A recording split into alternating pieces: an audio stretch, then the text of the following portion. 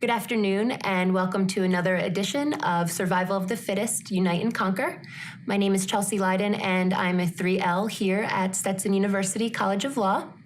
Today is Tuesday, September 27th, 2016, and we are joined today by Chief Anthony Holloway of the St. Petersburg Police Department. For those of you who are unable to attend, Chief Holloway was one of our esteemed speakers at the Black Lives Matter panel this past September 6th. Chief Holloway, welcome. Thank you for coming back again to campus. Well, thank you for having me here. It's a pleasure. Would you be able to please refresh our viewers, especially those who are unable to attend the panel, a little bit about your background and how you were able to become Chief of Police to the fifth largest city in Florida? Sure. I've been in law enforcement now for about 31 years. Prior to coming here, I was the police chief in Clearwater. I received a phone call from the mayor about 2 years ago asking me if I would like to become the chief here. He and I sat down, we went over a couple things, and it's been a pleasure to be accepted here. And now I'm coming up on my second year being here. Well, I'm sure that is a job that comes with many challenges. Similarly, you're in a challenging position as the only representative for law enforcement during the Black Lives Matter panel. Would you be able to share with us a little bit of your experience at that event here on campus? Sure. It was a great experience just to hear the other part of it, being able to listen to some of the students and some of their concerns, because it's all about communication, and we got to get out, and both sides, we got to talk. If there's only one side is talking and only people getting one side of the story, but by putting this panel together, to me, I felt like I learned more, again, about the other side and what they're thinking. Now, speaking of feedback from the students, we received a great deal of positive feedback, not only from faculty and staff, but from the students as well, about your portion of the panel there. The only critique was that they had so many more questions for you, and with the limited time allotted, they weren't able to answer or have those questions answered. So I'd like to discuss, with your permission, of course, some of the questions that came to me that they would like to have answered. Sure. So this first one is a two-part question, and the one that came up the most, I'd say, from the student body. It's a two-part question. So first, in your opinion, why has the Blue Lives Matter movement been portrayed inherently as at odds with the Black Lives Matter movement? And then secondly, since this video series is about uniting and conquering, do you believe there can be, and how can there be, reconciliation between both groups of supporters? Well, the first part of your question is the Blue Lives Matter. I think a lot of people that are involved in the Black Lives Matter probably consider it as a place, okay, we were talking about Black lives and then Blue lives. Why did the law enforcement start the Blue Lives Matter movement? In my opinion, I think people started that because they want everybody to be aware of that the officers' lives also matter. I think where the message got mixed is between the Black lives and the Blue Lives Matter, that we should just say all lives really matter. That there's a lot of issues that are out there that we need to talk about in communication. Instead of having the Black Lives Matter movement, and I talked about that, I think the Black Lives Matter movement is a great movement. I think where the problem came is the message got hijacked. Because I can tell you right now, because of the Black Lives Movement, it made me look at things totally different, because I assumed that a lot of things that were going on didn't happen. You were to ask me, were officers doing some of those things that I've seen on TV, I would tell you, no way, no how. So the Blue Lives Movement was just to counteract the Black Lives Movement, say, hey, there are a lot of good officers doing a lot of good things, and we want to make sure our men and women go home safe, just like every other community wants their people to go home safe every night also. And I noticed during the panel you mentioned briefly the Park, Walk, and Talk initiative that you started. Would you be able to discuss that a little bit, and what benefits you've seen come from that as far as uniting the community with law enforcement? Sure, and it's an old concept. It's going back to community policing. 9 times out of 10, when a law enforcement officer comes into your community, is a negative contact, because you're calling him or her into your community because there's a crisis, there's a problem. Right. And I think what we saw in the African-American community, or what we see in the African-American community, is the officers come in, they make an arrest, and they leave. You never see us again. So then you started getting the thing, we're being occupied. The only time you see an officer is he or she's gonna come in and make a negative contact. Someone's going to jail. The park, walk, and talk turn around to a positive, that you're going to park your cars, that's what it says, and you're going to walk and you're going to talk to people. So then it becomes a positive contact, that people are not just seeing an officer come into their neighborhood and take someone away. We've been doing it now for the past 2 years in St. Pete, and people are starting to understand it. I'm doing interviews right now with some of the sergeants, and they're even saying that they see a difference because the people that they're talking to is a positive contact. They're not mad. It's like, okay, let me tell you what's going on in my neighborhood, and they see you as a human. And again, if the only time you see me is when I'm coming there to take someone away, then it's totally negative. It's bad. And if we don't start communicating on a positive note, then we're going to continue to lose our communities. Now, as chief of police, I see you here in your uniform and not in a suit. Would we be able to see you out parking, walking, and talking in the St. Pete community too? You will. I mean, I try to get out at least twice a month when I get all my paperwork done. Yeah. Sometimes I get out more than that because if I want them to do it, I expect the same thing. So I will get out of my car and I will walk in the community because I want to hear the issues. And also sometimes we'll get out with the officers. Again, I want to hear that message unfiltered and find out what we're doing. Sometimes I even go into barbershops because sometimes we get your best information. And it's funny because I'll walk in there and it's real quiet and then people try to be very polite. And then after a while, it starts to be fun and I get more information. By walking in the community, you find out a lot about the community, about what's going on and what are their needs. Ms. Smith will come up and tell you, hey, there's a drug house down the street, or we appreciate what you're doing. So it's more on a positive note while you're there. And that aspect of leadership we'll get to later in the interview. But in relation to the previous question, as both head of an enormous police force and a Black male, how do you personally reconcile what we've seen in the news? And do you feel it's difficult to wear both hats, so to speak? Or do you feel that you are then in a unique position to help heal what's plaguing the country right now?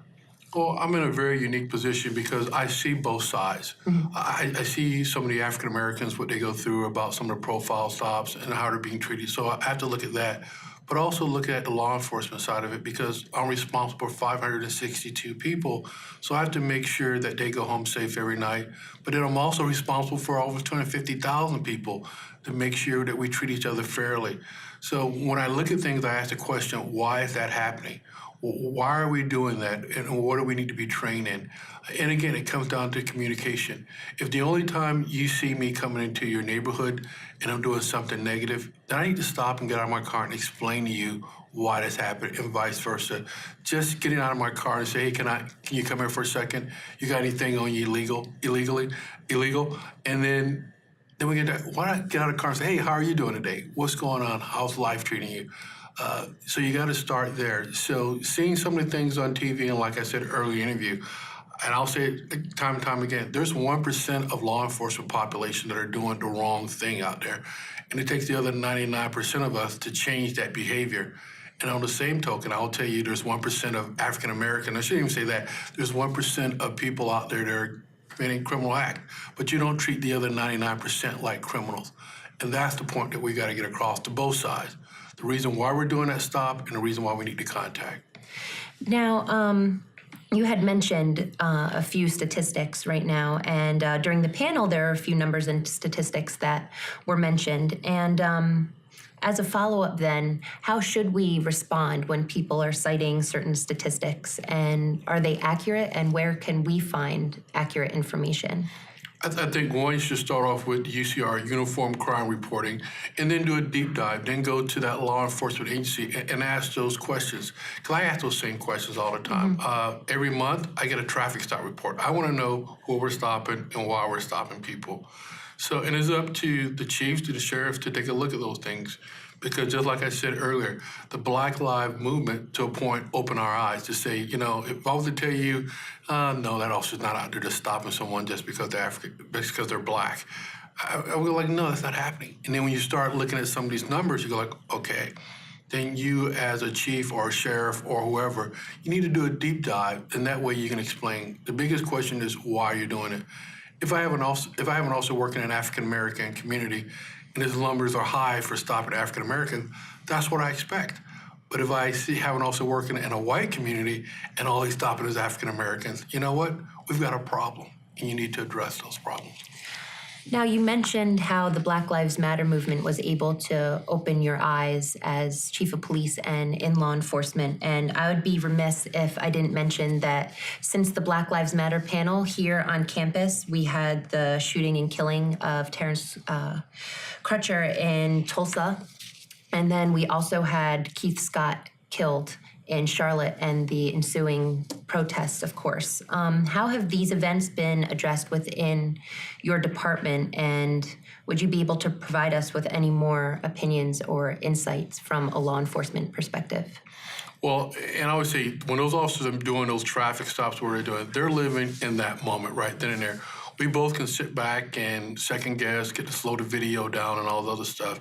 So I don't know because I'm not there. What I go back and ask my staff and ask my staff, then why? Why did this happen? What could we have done differently? Is it a communication? Is it a training? And when I mean communication, both sides. Are we communicating with the citizens on how they should act at a traffic stop and how they should be approached? And then are we teaching our officers how to de-escalate a problem? So once you see something like that on TV, you go, okay, that could happen at any time here in St. Pete. So, okay, what do we need to do to change the way, or should we change the way we're doing certain things? And what is the reality here in St. Pete and the Tampa Bay area? What have you seen as far as nationally versus what's happening locally?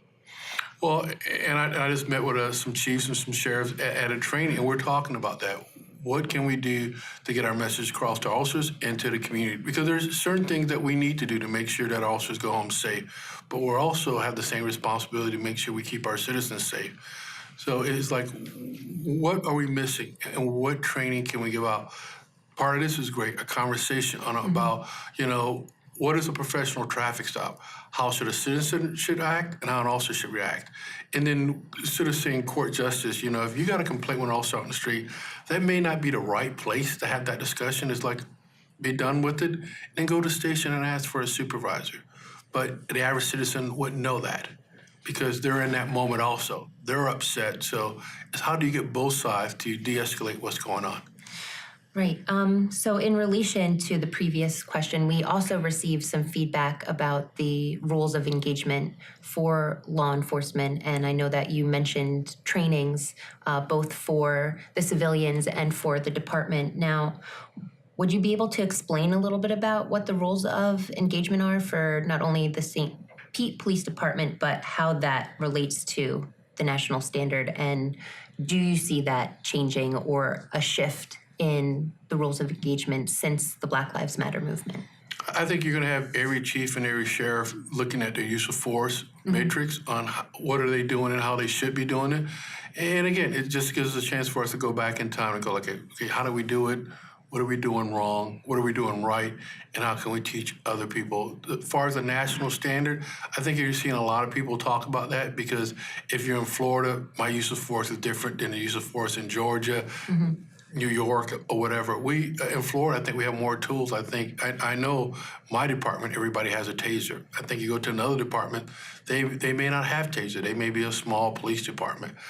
So it's getting now again to the point where should there be a standard in use of force? I think there should be, but then I also put pressure on lawyers and I put pressure on the media to sit down and let's have these conversations before something happens. So you can be able to walk someone through, this is what happened at a shooting, and this is why the police department did what they do. I'm really happy that you mentioned the media. What role do you feel media plays in perpetuating the racial tensions and animosity towards law enforcement? And what is the reality compared to what we see in the news? Well, the media plays a very important part because they're the ones that get the message out, because they're the ones that you really watch. They're the ones that, if they show you that incident 24 hours a day for 7 days a week, you're seeing one part of the story. I think there is some media out there that are going to show you exactly the truth, and then there's some media, just like anything else, there's a business. They got to keep that person viewed to their station and want to come back. So I think as we both learn, media and law enforcement, what message we should be giving each other, how do we communicate with each other, I would like for the media to come and do a scenario-based training, to get into that simulator and to see exactly how that officer, he or she, has to react to certain things. Because again, it's easy for us to sit back and we can slow things down, but we're not there in that moment. And you need to know what that moment is. And you mentioned before the responsibility of lawyers, and here at Stetson University College of Law, we will be future attorneys and policymakers. Is there any remarks you feel that would be important for us as future attorneys to take into consideration as far as helping to unite and conquer and rise above what we've been seeing in the news? Yeah, and as lawyers, and I think you have a huge responsibility because it's really on your shoulder. It's your job to go out there, and if there's an injustice, then it's your job to go out there and defend your client and say, you know what, law enforcement, you were wrong, and we're here to correct it. But at the same time, when law enforcement is right, you should be the first one to step and go like, you know what, you're right also. So at the same time, it should be a give and take. I shouldn't be upset with you if you're a defense attorney and my officer did something wrong. Then we did something wrong. Let's learn from each other. But at the same time, if the officer does something right, then you don't talk about it. You know, my client was wrong and the officer was right. And that's where that balance comes in, because I don't know how you would handle if out there your client told you he or she did kill someone. It's your job to get them off, but you're not going to come out and say the officer did everything correctly, because your job is to try to find that loophole to get your client out off of the charge. That's a really interesting point. Now, you had also mentioned communication many times, and I know amongst your accolades, you're awarded a certificate of completion for the senior executives in state and local government from Harvard University. And in a position of leadership with your extensive education and background, would you be able to provide for us then as far as communication?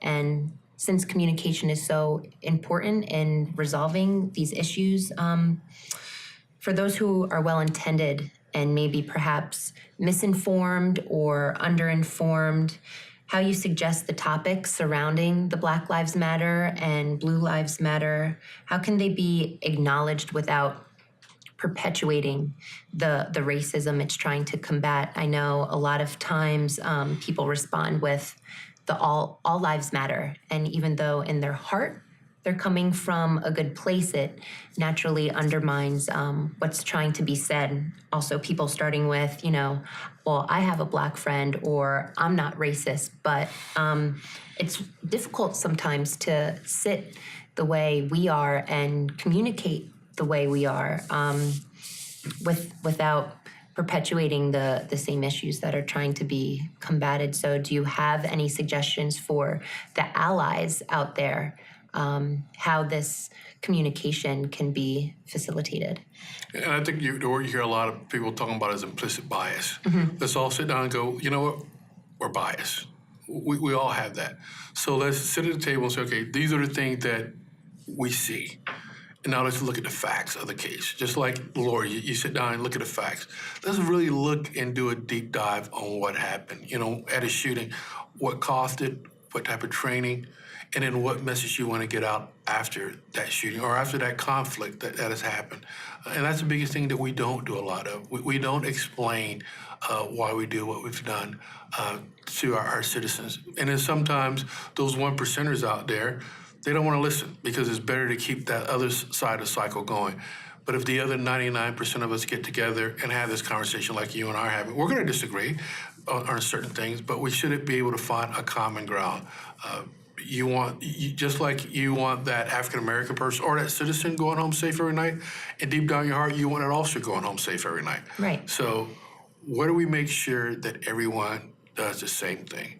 What do we make sure that those 1%ers that are out there that are trying to hurt the officers and trying to hurt the people in the community, how do we get together and we solve that problem together as one? That's a great point, and thank you so much. As mentioned earlier, this video series is called Survival of the Fittest, Unite and Conquer.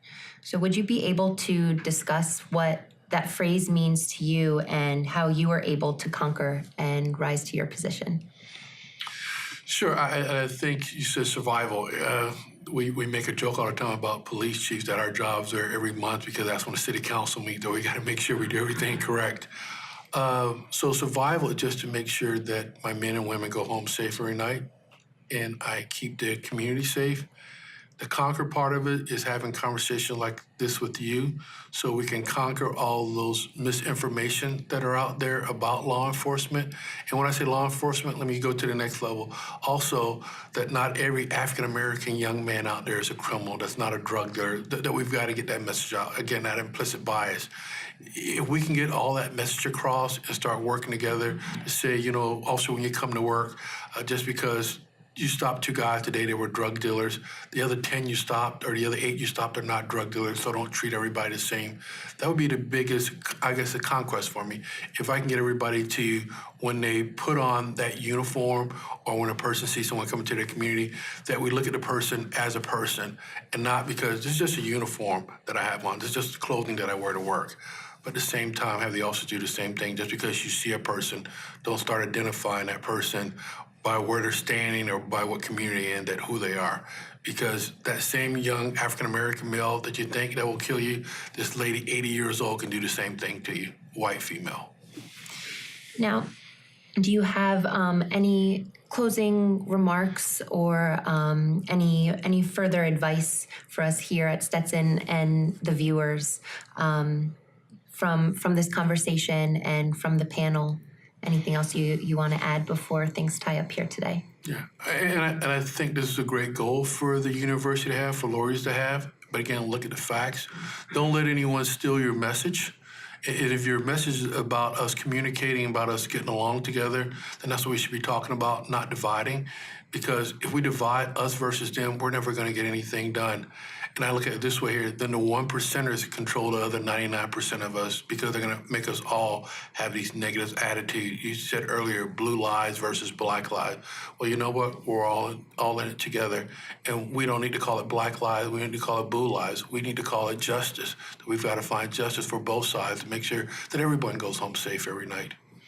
Chief Holloway, thank you so much for coming today, and thank you, viewers, for joining us for another installment of Survival of the Fittest, Unite and Conquer.